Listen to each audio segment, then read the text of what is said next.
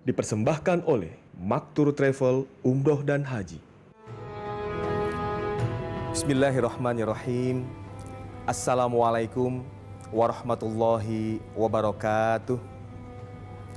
Alhamdulillahirabbil alamin.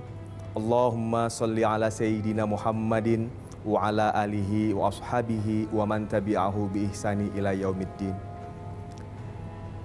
Saudara-saudaraku, pemirsa Berita Satu dimanapun Anda berada, alhamdulillahirabbil alamin.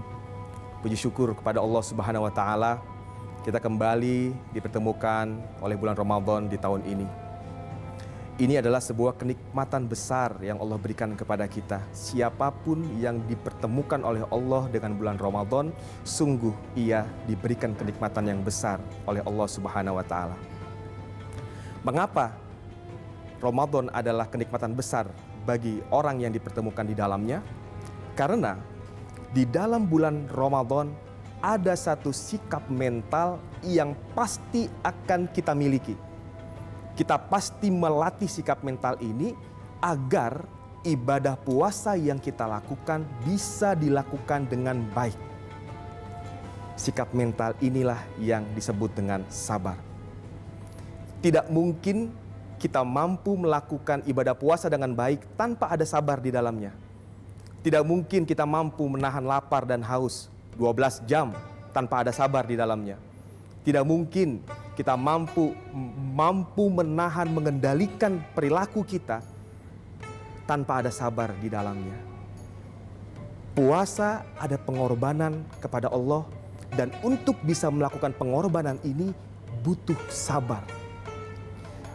Saudara-saudaraku pemirsa Berita Satu, satu hal yang harus kita sadari bersama adalah sesungguhnya semua perintah Allah itu membutuhkan kesabaran untuk kita lakukan.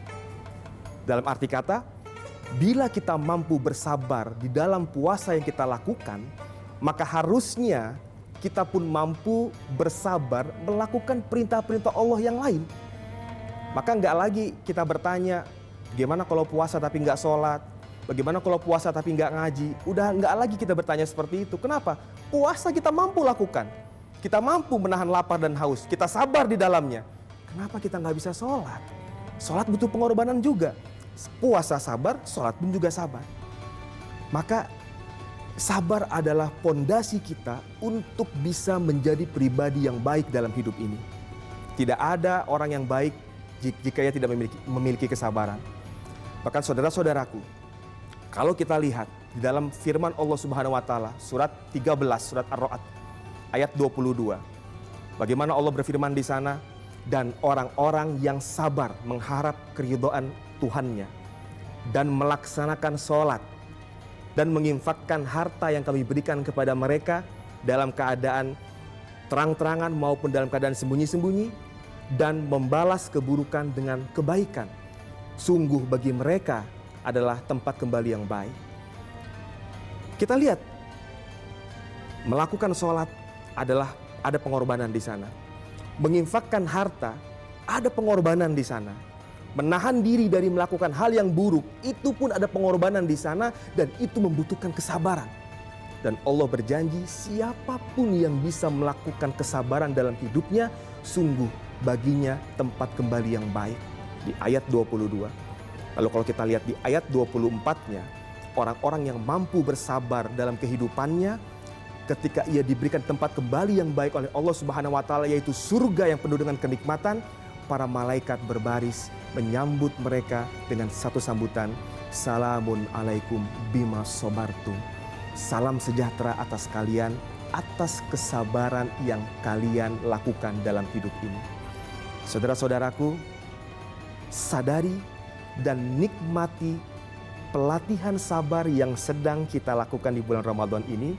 Lalu terapkan kesabaran yang sama dalam melakukan perintah Allah yang lain.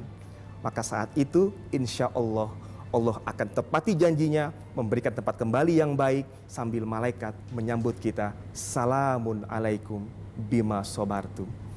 Terima kasih, mudah-mudahan bermanfaat. Assalamualaikum warahmatullahi wabarakatuh.